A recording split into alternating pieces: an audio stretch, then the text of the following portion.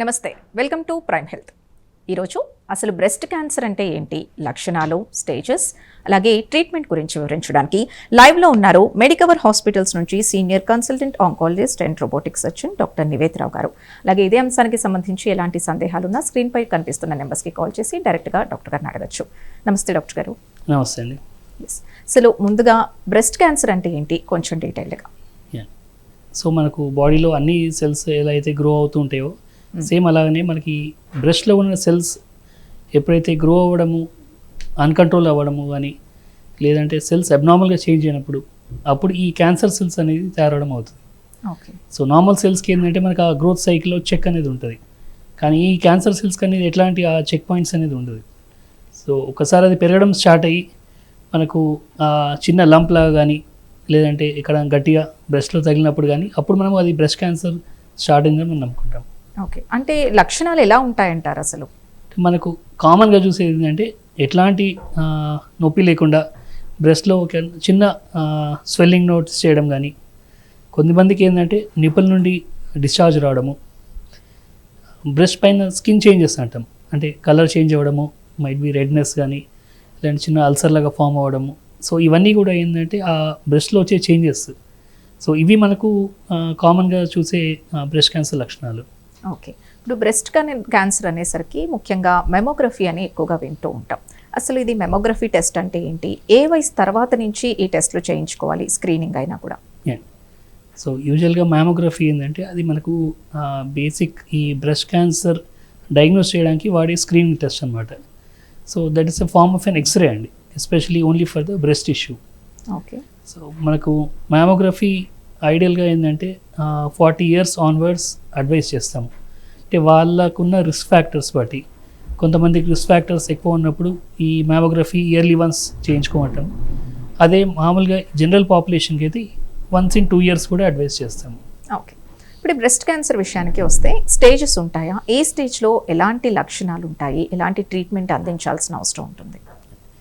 So మనకు breast క్యాన్సర్కి వచ్చినప్పుడు ఏంటంటే యూజువల్గా 4 stages అంటాం, స్టేజ్ 1 to 4 అనేది. మన దగ్గర ఇండియాలో చూసినప్పుడు మోర్ దెన్ 50 to 60% యూజువల్గా మనకు 3rd స్టేజ్లోనే బయటపడతారు. ఓకే. ఈ ఫస్ట్ స్టేజ్లో పికప్ చేయడం అనేది ఎప్పుడు అంటే స్క్రీనింగ్ చేసినప్పుడు. ఓకే. అంటే ఎప్పుడైతే మనకు ఇయర్లీ వన్స్ మనము హెల్త్ చెకప్కి వెళ్తామో, సో హెల్త్ చెకప్కి వెళ్ళినప్పుడు మనకు ఈ మ్యామోగ్రఫీ అనేది ఇప్పుడు part of any health checkup. So ఈ హెల్త్ చెకప్లో మ్యామోగ్రఫీ చేయించినప్పుడు ఎప్పుడైతే ఆ అర్లీ లీజన్స్ పికప్ అవుతాయో they are usually stage 1. Okay. So మనకు ఈ స్టేజ్ 1లో చూస్తే ఇట సర్వైవల్ ఆల్మోస్ట్ మనకు 95 to 99% అంటాం. స్టేజ్ 1లో అంటే ఒక 100 మంది బ్రెస్ట్ క్యాన్సర్ పేషెంట్స్ స్టేజ్ 1లో మనం ట్రీట్మెంట్ చేస్తే almost 95 to 99% they will have a survival. Okay. అదే స్టేజ్ పెరుగుతున్న కొద్దీ ఆ సర్వైవల్ అనేది తగ్గుతూ వస్తుంది. ఓకే. యూజువల్గా మనకి స్టేజ్ 2 స్టేజ్ 3 వచ్చే వరకు ఆల్మోస్ట్ 60% 50% రావడము. సో అలా. ఓకే, మరి అంటే ట్రీట్మెంట్ విషయానికి వస్తే ఎలా ఉంటుంది స్టేజ్ 1 to స్టేజ్ 4? సో మనకి ట్రీట్మెంట్ ఆప్షన్స్ కూడా వచ్చిందంటే ఈ స్టేజ్ 1లో పికప్ చేసిన వాళ్ళకి యూజువల్గా చాలామందికి సర్జరీతోనే ట్రీట్మెంట్ కంప్లీట్ అయిపోతుంది. అదే ఈ అడ్వాన్స్ స్టేజెస్, ఎస్పెషల్లీ ఈ 3rd స్టేజ్ ఎప్పుడైతే చూస్తామో వాళ్ళలో ఏంటంటే ఫస్ట్ కీమోథెరపీ ఇవ్వడము, ఆ ట్యూమర్ని స్ట్రింగ్ చేయడం కానీ, ట్యూమర్ రెస్పాన్స్ వచ్చినాక అప్పుడు సర్జరీకి వెళ్ళడము, తర్వాత రేడియేషన్, అట్లా మల్టిపుల్ ట్రీట్మెంట్ ఆప్షన్స్ ఇవ్వాల్సి వస్తుంది. సో ఎప్పటికైనా సరే ఈ స్టేజ్ 1లో పికప్ చేసిన వాళ్ళకి డెఫినెట్లీ సింగిల్ సిట్టింగ్లో ట్రీట్మెంట్ కంప్లీట్ అయిపోతుంది.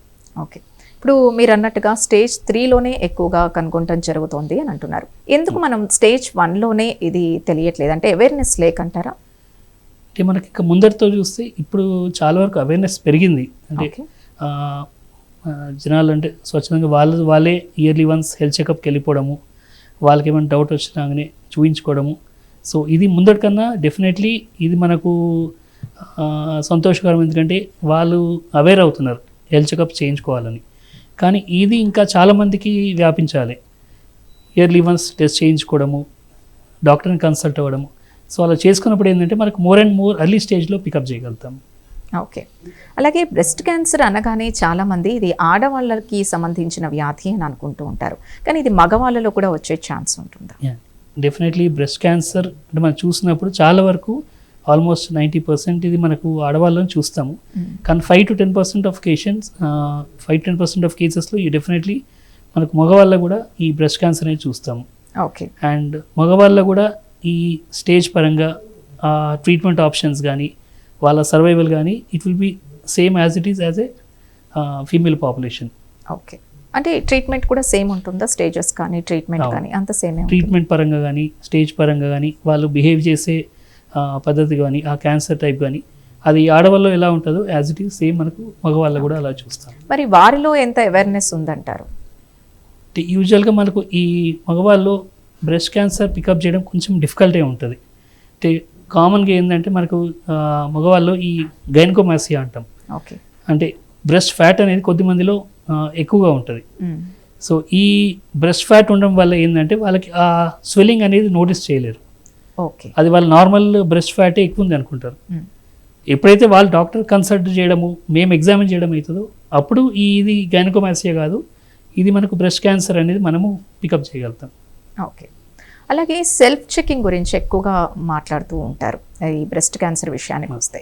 సో అది ఎలా చేసుకోవాలంటారు? Definitely one has to be aware of oneself అంటాం. అంటే వాళ్ళ బాడీ అనేది వాళ్ళకి తెలియాలి. మనము చెక్ చేసుకున్నప్పుడు మనకు ఏమాత్రము అనుమానం కనిపించినా డెఫినెట్లీ వెళ్ళి చూపించుకోవాలి ఫస్ట్ డాక్టర్కి. ఎందుకంటే అందరికన్నా ఫస్ట్ పికప్ చేసేది తను ఎగ్జామిన్ చేసినప్పుడే. So definitely self breast examination is ఈ అవేర్నెస్ దాంట్లో మెయిన్ కాంపొనెంట్ అంటాం. ఓకే. నువ్వు లంప్స్ విషయానికి వస్తే పెయిన్ఫుల్ లంప్స్ గురించి వింటూ ఉంటాం, పెయిన్ లేని లంప్స్ గురించి కూడా మనం వింటూ ఉంటాం. సో ఈ డిఫరెన్స్ ఏంటి?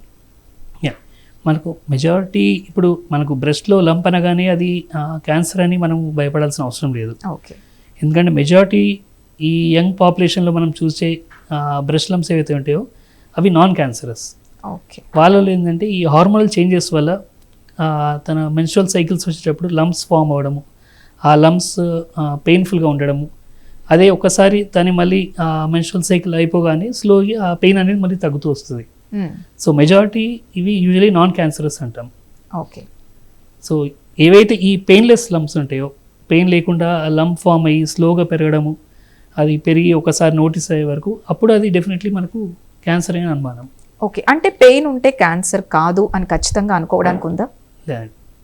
సో అంటే మెజారిటీ ఆఫ్ ఈ బ్రెస్ట్ లంప్స్ ఏవైతే పెయిన్తో ఉంటాయో అవి నాన్ క్యాన్సరస్. కానీ మనకు బ్రెస్ట్ క్యాన్సర్లో కూడా పెయిన్ అనేది రావచ్చు, ఎస్పెషలీ అడ్వాన్స్డ్ కేసెస్లో. ఓకే. సో ఈ అడ్వాన్స్ కేసెస్లో ఈవెన్ బ్రెస్ట్ క్యాన్సర్ అయినా సరే it will become painful. Okay. మరి ఈ మీ దగ్గరికి వచ్చిన కేసెస్ చూస్తే ముందు క్యాన్సర్ అనగానే ప్యానిక్ అవ్వడమే ఉంటుంది పేషెంట్స్. వాళ్ళకి ఎలాంటి కౌన్సిలింగ్ ఇస్తారు? సో యూజువల్గా మనకు ఆ క్యాన్సర్ అనే పదం వినగానే డెఫినెట్లీ అది ఎవరికైనా సరే భయం అనేది పుడుతుంది. అవును. సో వాళ్ళకి ఏంటంటే మనం ఫస్ట్ ఈ క్యాన్సర్ అనేది డయాగ్నోస్ చేయడం కోసము కొన్ని టెస్ట్ చేస్తాము. ఎస్పెషలీ అందులో బేసిక్గా వచ్చేది మనకి మ్యామోగ్రఫీ కానీ అల్ట్రాసౌండ్ కానీ. అది బయాప్సీ కన్ఫర్మ్ అయినాక మనకు పేషెంట్ ఒకరే కాదు, పేషెంట్తో పాటు వాళ్ళ ఫ్యామిలీకి కూడా కౌన్సిల్ చేస్తాం. ఎందుకంటే వాళ్ళు కూడా ఏంటంటే వాళ్ళకి ఆ భయాలు ఉంటాయి. అవును. వాళ్ళ ఫ్యామిలీ మెంబర్కి క్యాన్సర్తో డయాగ్నోస్ అయినారు, ఇప్పుడు నెక్స్ట్ వాళ్ళకి ట్రీట్మెంట్ ఎట్లా, వాళ్ళ లైఫ్ ఎట్లుంటుంది, ఎంగేజ్ అయితేనేమో వాళ్ళకి పిల్లలు ఫర్టిలిటీ ఆప్షన్స్ ఎట్లా ఉంటాయి. సో అందుకే ఏంటంటే పేషెంట్తో పాటు we council the family members also. So మీరు ఫ్యామిలీ మెంబర్స్కి కౌన్సిలింగ్ అన్నారు కాబట్టి అసలు ఇలాంటి వ్యాధుల పట్ల ఫ్యామిలీ సపోర్ట్ ఎంతవరకు అవసరం ఉండాలి? వాళ్ళలో అసలు ఎంత అవేర్నెస్ ఉంది? డెఫినెట్లీ మనకు క్యాన్సర్ ట్రీట్మెంట్లో మాది 50% అయితే the remaining 50% will be family support. ఎందుకంటే ఇప్పుడు సర్జరీ ఒకటే కాదు, ఇప్పుడు సర్జరీ అంటే మనకు ఓకే మనకు 1 or 2 days హాస్పిటల్ స్టే తర్వాత వాళ్ళు డిశ్చార్జ్ చేస్తాం, కానీ మన ట్రీట్మెంట్ అక్కడే ఆగిపోదు. నెక్స్ట్ మళ్ళీ ఇన్ కేస్ కీమోథెరపీ సెషన్స్ అవసరం ఉన్నాయి. యూజువలీ అట్లీస్ట్ మంత్లీ 1 session లాగా కీమోథెరపీ ఉంటాయి. Sometimes 6 cycles, sometimes 8 cycles. So ఆ 6 months 8 months ఆ పేషెంట్తో దే హ్యావ్ టు ట్రావెల్. దాని తర్వాత రేడియేషన్. సో ఇవన్నీ కూడా ఏంటంటే ఎక్కడ కూడా మనకు ఆ ట్రీట్మెంట్లో గ్యాప్ రావద్దు. So family support is definitely important. ఎందుకంటే పేషెంట్తో పాటు the family members will also have to be part of the treatment. Yes. ఒక కాలర్ రెడీగా ఉన్నారు, తెనాలి నుంచి శ్రీనివాసరావు గారు. శ్రీనివాసరావు గారు మాట్లాడండి. మా వాళ్ళ బోన్ క్యాన్సర్ వచ్చిందండి దవడెముక్కి. దవడెముక్కి బోన్ క్యాన్సర్ అన్నారు. హలో శ్రీనివాస్ గారు, అవునండి. చెప్పండి. అది ఇప్పుడు 4 కిమోలు పెట్టించాము, ఇంకా తగ్గలేదు మరి. అంటే ఏమన్నారండి? బోన్ క్యాన్సర్ బోన్ క్యాన్సర్ అన్నారు. Bone cancer, okay. ఇంకా దవడకి వచ్చింది అన్నట్టుగా చెప్తున్నాను. బోన్ క్యాన్సర్ అన్నారు. అంటే ట్రీట్మెంట్ ఏమైనా తీసుకుందా అండి? తీసుకుంటున్నామండి. అంటే ఆపరేషన్ సర్జరీ చేయించుకున్నారా, లేదంటే ఇప్పుడు ఏమైనా మెడిసిన్స్ ఇస్తున్నారా? మామూలుగా కిమోలు పెట్టిస్తున్నాము, ఆపరేషన్ చేయాలి కాదన్నారు. ఓకే. అంటే అప్పుడప్పుడు ఏంటంటే మనకి మెడిసిన్ తీసుకుంటున్నామండి. ఎవరికి చేయటానికి కుదరదు అన్నారు. అది మరి ఎలా ఇప్పుడు 4 మెట్టే తగ్గలేదండి. అదే అండి, ఇప్పుడు అంటే కొంతమంది దవడకు వచ్చే క్యాన్సర్స్ ఏవైతే ఉంటాయో అది కొంచెం అడ్వాన్స్ స్టేజ్లో ఉన్నప్పుడు డెఫినెట్లీ ఫస్ట్ కీమోథెరపీతోనే ట్రీట్మెంట్ ఆప్షన్స్ ఇస్తారు. ఒక కీమోథెరపీ రెస్పాన్స్ బట్టే మనకు ఆపరేషన్ చేయగలుగుతామా లేదా అనేది డిసైడ్ అవుతుంది. సో ఫస్ట్ కీమోథెరపీ అయిపోయినాక ఒకసారి స్కాన్ చేసినాక చూద్దాము, రెస్పాన్స్ బట్టి మనకు ట్రీట్మెంట్ ఆప్షన్ ఎలా అనేది అప్పుడు చెప్పచ్చు. ఓకే డాక్టర్ గారు, ఇప్పుడు క్యాన్సర్ అనేసరికి ఎక్కువగా ఇంకొక విషయం వింటూ ఉంటాం, ఇది వారసత్వంగా ఉంటే ఖచ్చితంగా వస్తుంది అని చెప్పి. ఇది ఎంతవరకు నిజం అంటారు, ముఖ్యంగా బ్రెస్ట్ క్యాన్సర్ విషయానికి వస్తే? మన ఎస్పెషలీ బ్రెస్ట్ క్యాన్సర్కి వచ్చే వరకు అంటే ఈ ఫ్యామిలీస్ నుండి వచ్చే క్యాన్సర్ అది లెస్ దాన్ 5 to 10% అండి. ఓకే. సో యూజువల్గా మనకు వారసత్వంగా వచ్చే క్యాన్సర్స్ చాలా కొద్ది మందిలో చూస్తుంటాము. అది కూడా ఏంటంటే they present in very early age. మనకు నార్మల్గా ఎవరికైతే క్యాన్సర్ డిటెక్ట్ చేస్తామో వాళ్ళకన్నా వీళ్ళు అట్లీస్ట్ ఒక 10 years ఎర్లీగా ప్రజెంట్ అవుతారు. ఓకే. ఓకే, అయితే ఇప్పుడు క్యాన్సర్ విషయానికి వస్తే ఓన్లీ ట్రీట్మెంట్ కాదు, ఫ్యామిలీ సపోర్ట్ కాదు, ఈ యోగా ఇలాంటివి కూడా చాలా పనిచేస్తాయి అండ్ మెంటల్ స్ట్రెంగ్త్ కూడా చాలా ఇంపార్టెంట్ అని చెప్తూ ఉంటారు. మరి దీని గురించి ఏమంటారు? Yeah, so definitely first of all ఆ డయాగ్నోసిస్ క్యాన్సర్ అని విన్నప్పుడే ఆ స్ట్రెస్ అనేది వాళ్ళకి అంటే పానిక్ అటాక్స్ లాగా రావడము, లేదంటే ఆ ట్రీట్మెంట్ ఎలా ఉంటుంది, అసలు నయమవుతామా కామా, ఈ డౌట్స్ అన్నీ చాలా ఉంటాయి. సో దానివల్ల ఏంటంటే వాళ్ళ రొటీన్ లైఫ్ స్టైల్ కూడా చాలా వరకు దెబ్బతింటుంది. సో అట్లాంటి టైంలో ఏంటంటే మనకి యోగా కానీ లేదు అంటే మెడిటేషన్, బ్రీతింగ్ ఎక్సర్సైజెస్, ఇవన్నిటి వల్ల ఏంటంటే ఆ స్ట్రెస్ హ్యాండిల్ చేయడం ఒకటి. రెండవది they will be able to complete the treatment. ఎక్కడ ఆ భయంకి లొంగిపోకుండా ట్రీట్మెంట్ మధ్యలో ఆపేసుకోవడం కానీ లేదంటే నెగిటివ్ థాట్స్ అనేది ఉండకుండా they will be more giving a positive approach to life. Okay. So వాళ్ళు ఇంకా నెక్స్ట్ వాళ్ళకు కూడా వాళ్ళ ఇన్స్పిరేషన్ లాగా they will be projected. Okay. ఇప్పుడు ప్రెసెంట్ మీరు కేసెస్ చూస్తూ ఉంటారు, అంత మెంటల్ స్ట్రెంగ్త్ ఉంటుందంటున్నారా పేషెంట్స్లో అంత ముందు ఉన్న దానికంటే? సో డెఫినెట్లీ అంటే వాళ్ళకి ఇనీషియల్గా ప్యానిక్ అనిపించిన, ఆ స్ట్రెస్ అనిపించిన, విత్ ద మెయిన్ ఇంతకుముందు చెప్పినట్టు ఆ ఫ్యామిలీ సపోర్ట్ అనేది ఇంపార్టెంట్. సో మా దగ్గర వచ్చినప్పుడు definitely we'll be counselling them. అంటే దీనికి ఇట్లా ట్రీట్మెంట్ ఆప్షన్స్ ఉంటాయి, ఇట్లా క్యాన్సర్ అనేది ఇది ఎండ్ ఆఫ్ లైఫ్ అని కాదు. మనకు క్యాన్సర్ ట్రీట్మెంట్ తీసుకొని సర్వైవర్స్ కూడా ఇంకా ఇప్పటికీ మోర్ దెన్ 5 years 10 years వాళ్ళు they come for follow-ups. So అప్పుడప్పుడు వాళ్ళకి ఏంటంటే మనకు ఈ ప్రీవియస్ ట్రీట్మెంట్ తీసుకున్న సర్వైవర్స్ కూడా we try to arrange one-on-one interaction. Okay. So దానివల్ల ఏంటంటే వాళ్ళు కూడా కొంచెము ఆ ట్రీట్మెంట్ పైన ధైర్యం రావడము, ఓకే నేను కూడా ట్రీట్మెంట్ తీసుకోగలుగుతాను, మా లైఫ్ కూడా ఇలా బాగుంటుంది ట్రీట్మెంట్ తర్వాత అని కూడా. So we try to arrange those sessions. Okay. ఇప్పుడు అసలు అవైలబుల్ ఉన్న టెక్నాలజీ పరంగా చూస్తే అవైలబుల్ ఉన్న అప్డేటెడ్ ట్రీట్మెంట్ గురించి మాట్లాడుకోవాల్సి వస్తే ఎలాంటివి అందుబాటులో ఉన్నాయంటారు? సో మనకు బ్రెస్ట్ క్యాన్సర్కి వచ్చే వరకు డెఫినెట్లీ ముందటికన్నా ట్రీట్మెంట్ ఆప్షన్స్ చాలానే అడ్వాన్స్ అయినాయి, ఎస్పెషలీ అన్ని ఫీల్డ్స్లో. అంటే బీట్ సర్జరీ కానీ, కీమోథెరపీ కానీ, రేడియేషన్, ఇమ్యూనోథెరపీ, సో ఇలా టార్గెట్ థెరపీ, ఇట్లా మనకు ముందటికన్నా the number of options have also increased. So ఒకప్పుడు మనకు అడ్వాన్స్ స్టేజెస్లో చాలా లిమిటెడ్ ఆప్షన్ ఉండేది. ఎక్సెప్ట్ కీమోథెరపీ అప్పుడు ఇంకా వేరేది మనకు ఉండేది కాదు. సో ఇప్పుడు ఈవెన్ అడ్వాన్స్ స్టేజ్లో కీమోథెరపీతో మనకు అనుకున్నంత రిజల్ట్ రాకున్నా నెక్స్ట్ మనం ఫర్దర్ టెస్టింగ్ చేయించుకోవడము, అందులో టార్గెట్స్ పికప్ చేసి ఎక్స్క్లూజివ్గా మనకు ఈ ప్రెసిషన్ మెడిసిన్ అంటాం, అంటే తనకు ఏవైతే ఈ జెనెటిక్ డిఫెక్ట్స్ ఉన్నాయో దాన్ని టార్గెట్ చేస్తూ ఈ టార్గెట్ థెరపీ కానీ లేదంటే ఇమ్యూనోథెరపీ కానీ, సో అవి డెఫినెట్లీ మనకు ముందటికన్నా ఇప్పుడు చాలా అడ్వాన్స్ అయినాయి. ఓకే, ఇలా అయితే టెక్నాలజీ చాలా అడ్వాన్స్ ట్రీట్మెంట్ వచ్చిందో సర్వైవల్ మోడ్ పర్సంటేజ్ కూడా చాలా ఎక్కువగానే ఉంది అంటున్నారు అంతకు ముందుతో పోలిస్తే. కానీ ఎందుకు అంతకు ముందుతో పోలిస్తే ఇప్పుడు ఇండియాలో ఈ క్యాన్సర్ కేసెస్ పెరుగుతున్నాయి?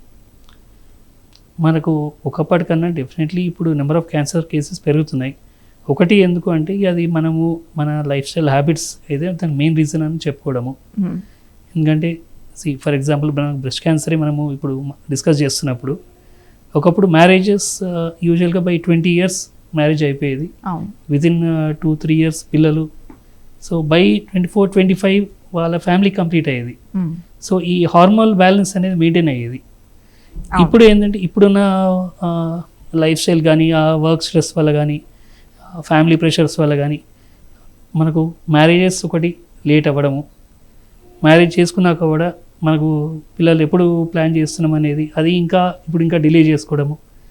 ఇప్పుడు ఇక వర్క్ స్ట్రెస్ వల్ల many of them are going to fertility options like oocyte freeze చేసుకోవడము.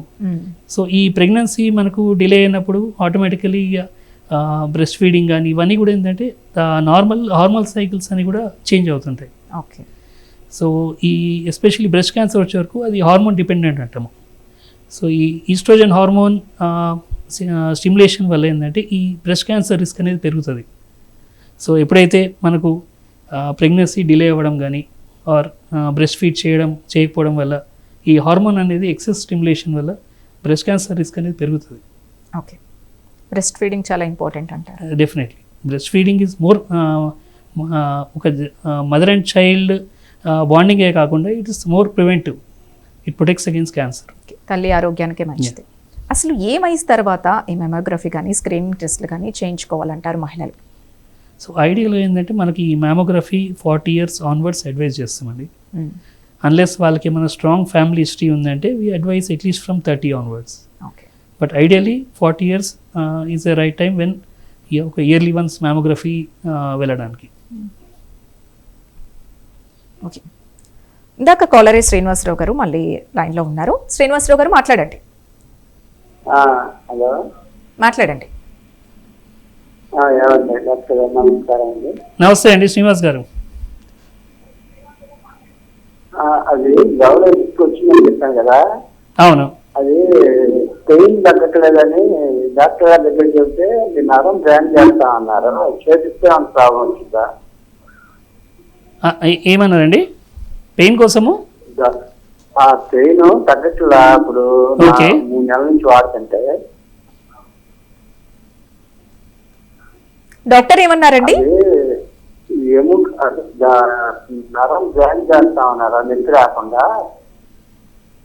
జాయింట్ వేస్తాము, నరానికి జాయిన్ చేస్తా ఉన్నారు. అంటే మనకి ఇప్పుడు పెయిన్ కోసం కొన్ని ఇప్పుడు మెడికేషన్స్ డిఫరెంట్ ఉంటాయండి. ఎస్పెషల్లీ ప్యాచెస్ యూజ్ చేసుకోవడం కానీ, అంటే మీరు రెగ్యులర్ ట్యాబ్లెట్స్ తగ్గినప్పుడు శ్రీనివాస్ గారు మీకు రెగ్యులర్ మీ వాడే ట్యాబ్లెట్స్తో మీకు ఇన్ కేస్ పెయిన్ తగ్గనప్పుడు మనకు ఈ ప్యాచెస్ అనేది ఉంటుంది, ఫెంటల్ ప్యాచెస్ కానీ అట్లా ఏవైతే కొంచెము స్ట్రాంగ్ మెడికేషన్స్, సో దాని ద్వారా కూడా మనకు పెయిన్ కంట్రోల్ ఉంటుంది. వేసినా కూడా ఆ వేసిన పూసేస్తే ఉపశమనం ఉంటుంది. ఓకే, తర్వాత మళ్ళీ మామూలు అవుతుందండి. కానీ నరం బ్లాక్ చేస్తా అన్నారు, చేతికి ప్రాబ్లం వచ్చిందా తర్వాత? అంటే అది మనకు డాక్టర్ అడ్వైజ్ ఏం చేసిండ్రో అది ఒక్కసారి మనం చూస్తే చెప్పగలుగుతాము. అంటే తను చెప్పింది మీరు ఏ విధంగా అర్థం చేసుకున్నారు అనేది కూడా చూడాలి. మీరు ఒకసారి రాగలితే మనం చూసి దాన్ని బట్టి ఆ పెయిన్ కంట్రోల్ ఎలా చేయొచ్చు అనేది చెప్తాము. ఓకే డాక్టర్ గారు, అసలు ఒక్కసారి క్యాన్సర్ వచ్చి ట్రీట్మెంట్ తీసుకున్నారు, తగ్గిన తర్వాత మళ్ళీ రిపీట్ అయ్యే అవకాశాలు ఎంతవరకు ఉంటాయి? సో మనకు ఇప్పుడు ఈ బ్రెస్ట్ క్యాన్సర్లో కూడా కొంచెం డిఫరెంట్ వేరియేషన్స్ ఉంటాయండి. కొన్ని హార్మోన్ రెస్పాన్స్ అంటాము, కొన్ని హార్మోన్ నెగిటివ్ క్యాన్సర్స్ అంటాము. సో ఈ హార్మోన్ రెస్పాన్సివ్ క్యాన్సర్స్ అనేటివి కొంచెము మళ్ళీ తిరిగి వచ్చే ఛాన్సెస్ తక్కువ. ఎస్పెషలీ ఈ ఒక 4 years 5 years మనకు ట్రీట్మెంట్ కంప్లీట్ అయ్యి ఆ క్యాన్సర్ మళ్ళీ రాలేదు అన్నప్పుడు ఆ రిస్క్ అనేది తగ్గుతూ వస్తుంది. అదే కొన్ని మనకు అడ్వాన్స్ వేరియంట్స్ ఉంటాయి, అంటే HER2 పాజిటివ్ అంటాము, ట్రిపుల్ నెగిటివ్ అని. వీళ్ళల్లో ఏంటంటే ఆ రిస్క్ అనేది కొంచెం ఎక్కువ compare to the normal variants. So వీళ్ళకి ఏంటంటే కొంచెం ఇంకా ఇనిషియల్ 5 years కాకుండా వాళ్ళు క్లోజ్ ఫాలోఅప్ పెడుతుంటాము. సో ఈ వేరియంట్స్ ఆఫ్ క్యాన్సర్స్ వాళ్ళకి మళ్ళీ తిరిగి వచ్చే ఛాన్సెస్ ఎక్కువ. ఓకే, వన్స్ క్యాన్సర్ డిటెక్ట్ అయ్యాక ట్రీట్మెంట్ తీసుకున్నాక లైఫ్ స్టైల్ చేంజెస్ ఏమన్నా ఉంటాయా? నార్మల్ లైఫ్ స్టైలే లీడ్ చేయొచ్చు అంటారా వాళ్ళు కూడా? ఒక్కసారి మనకు క్యాన్సర్ ట్రీట్మెంట్ కంప్లీట్ చేసినాక వాళ్ళ లైఫ్ స్టైల్లో కానీ, వాళ్ళ ఫుడ్ హ్యాబిట్స్లో కానీ, లేదంటే వాళ్ళ వర్క్ స్టైల్లో కానీ ఎలాంటి మనకు డిఫరెన్సెస్ ఏమి ఉండదండి. Okay, like any other normal person వాళ్ళు కూడా వాళ్ళకి నచ్చిన ఫుడ్ తీసుకోవచ్చు, వాళ్ళకి నచ్చిన ప్లేస్కి వెళ్ళచ్చు. So they can enjoy their life. Okay, chemotherapy అసలు ఎప్పుడు అవసరం ఉంటుంది? సో కీమోథెరపీ ఎప్పుడు అంటే మనకు ఇనిషియల్గా ఎప్పుడైతే మనం మాట్లాడినప్పుడు ఆ స్టేజ్ 3 అడ్వాన్స్ ప్రజెంటేషన్స్ వచ్చాయో, లేదంటే అప్పుడప్పుడు ఈవెన్ అర్లీగా వచ్చిన ఈ ట్రిపుల్ నెగిటివ్ వేరియంట్స్ అంటాము ఆర్ HER2 వేరియంట్స్ అని, అట్లాంటి వేరియంట్స్లో ఏంటంటే ఐడియల్గా మనకి కీమోథెరపీ అనేది ఫస్ట్ ఆప్షన్ ఇస్తాము. ఓకే, ఎందుకంటే ఆ కీమోథెరపీతోని అది మ్యాక్సిమం మనకు ఎంత రెస్పాన్స్ రావాలో ఆ రెస్పాన్స్ వచ్చినాకనే we go for surgery. Okay, అసలు క్యాన్సర్ బారిన పడకుండా తీసుకోవాల్సిన జాగ్రత్తలు ఏమైనా ఉంటాయా? సో అంటే మనకు క్యాన్సర్ మెయిన్గా ఏంటంటే మనకి ఈ సెల్ఫ్ అవేర్నెస్ అనేది ఇంపార్టెంట్ అండి. ఓకే, అంటే ఇప్పుడు ఇంతకుముందు అన్నట్టు మనకు సెల్ఫ్ బ్రెస్ట్ ఎగ్జామినేషన్, మన బాడీలో మనం ఏమన్నా చేంజెస్ నోటీస్ చేసినప్పుడు చేంజెస్ అనేది అది ఎక్కువ రోజులు పర్సిస్ట్ అవుతుంది అన్నప్పుడు మాత్రం డెఫినెట్లీ వచ్చి ఒకసారి చూపించుకోవాలి. ఆ క్యాన్సర్ కన్నా ఈ క్యాన్సర్ కాకపోవచ్చులే అనే ఆ నిర్లక్ష్యం అనేది మనకు మోర్ డేంజరస్. ఓకే, దాంతోపాటు ఏంటంటే మనకు ఈ ఒబేసిటీ అనేది one of the main risk factors. ఎందుకంటే ఒబేసిటీ వల్ల ఆల్మోస్ట్ మనకు more than 5 to 10 different types of క్యాన్సర్స్కి రిస్క్ అనేది ఉంటుంది. సో ఆ ఒబేసిటీ రాకుండా మనకు హెల్దీ ఫుడ్ హ్యాబిట్స్ కానీ, డైలీ ఫిజికల్ యాక్టివిటీ అట్లీస్ట్ ఒక daily 20-30 minutes some mild physical activity, walking, running. So ఇలాంటివి ఏంటంటే ఈ ఒబేసిటీ అనేది రాకుండా చూసుకోవడానికి. ఓకే, ఇప్పుడు అర్బన్ ఏరియాస్లో అయితే కొంచెం అవేర్నెస్ ఉంటుంది, అలాగే వైద్యం కూడా చాలా అందుబాటులో ఉంటుంది. కానీ గ్రామీణ ప్రాంతాల్లో చూస్తే అలా ఉండదు. వాళ్ళలో ఎంత అవేర్నెస్ రావాల్సిన అవసరం ఉంది? అండి, అంటే ఇప్పుడు మనకి సోషల్ మీడియా కానీ ఇప్పుడు ఆల్మోస్ట్ మనకు ఓన్లీ అర్బన్ పాపులేషనే కాకుండా ఈవెన్ మనము డిస్ట్రిక్ట్స్లో అయినా ఆర్ విలేజెస్లో వెళ్ళినా social media is there everywhere. ఇప్పుడు అందరి చేతిలో smart phone, everybody insta reels, మనం ఎక్కడెక్కడ నుండో ఏదైనా they have access to that information. So ఇప్పుడు ఇట్లాంటి మీరు చేసే ప్రోగ్రామ్స్ ఈవెన్ మనకి ఇక్కడ నుండి they are able to watch from any point. So ఈ టెక్నాలజీ వల్ల మనకి ఏంటంటే ఈ సిమ్టమ్స్ కానీ అవేర్నెస్ కానీ ఏంటంటే ఇప్పుడు చాలామంది ఈవెన్ రూరల్ పాపులేషన్ కూడా they are able to get access to it. Okay, thank you doctor గారు. అసలు బ్రెస్ట్ క్యాన్సర్ అంటే ఏంటి, లక్షణాలు, స్టేజెస్ అండ్ ట్రీట్మెంట్ గురించి చాలా మంచి ఇన్ఫర్మేషన్ ఇచ్చారు. కాలర్ అడిగిన క్వశ్చన్ కూడా మంచి సొల్యూషన్ అందించారు. Thank you once again. Thank you so much. ఇంకా ఏమైనా డౌట్స్ ఉంటే మెడికవర్ హాస్పిటల్స్లో senior consultant oncologist and robotic సర్జన్గా doctor నివేదిరావు గారు ఉన్నారు. డైరెక్ట్గా కాంటాక్ట్ అవ్వచ్చు. ఇది ఇవాల్టి ప్రైమ్ హెల్త్. రేపటి ప్రైమ్ హెల్త్లో మళ్ళీ కలుద్దాం. Keep watching Prime 9.